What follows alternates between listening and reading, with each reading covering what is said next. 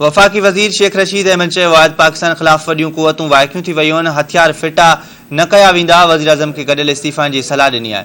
इस्लामाबाद में मीडिया सां ॻाल्हाईंदे शेख रशीद चयो आहे मुल्क मां लुटियल पैसनि महलनि में लॻाइण जी साज़िश थी रही आहे।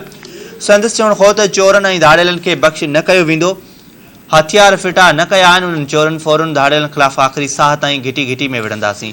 उन्हनि चयो आहे त इमरान ख़ान खे आख़िरी ऑप्शन इस्तीफ़ा जो ॾेई छॾियो आहे, छाकाणि त उन्हनि चोरनि खां मुल्क नथो हली सघे। शेख रशीद चयो त मसाले वारा, पताशनि वारा ऐं चपड़ासी हाणे पाकिस्तान ईंदा। पढ़ई ताक़तूं पाकिस्तान में पंहिंजी सोच मुसलत करण ऐं आज़ादी ऐं गैर जानबदारी खे सिलब करणु चाहिनि था। सामूरियूं वॾियूं ताक़तूं एक्सपोज़ थी वियूं आहिनि। उमेद आहे त सुठा फ़ैसिला थींदा। शाम जो इमरान ख़ान ख़िताब कंदो। 3 महीना अॻु इमरान ख़ान खे चयो हो त इस्तीफ़ा ॾेई छॾियो, असेंबली टोड़ियो ऐं गवर्नर राज लॻायो। अॼु बि चवां थो त हिकु ज़बान ते इस्तीफ़ा ॾियणु घुरिजे ऐं पंहिंजो केस अवाम जे आॾो रखूं।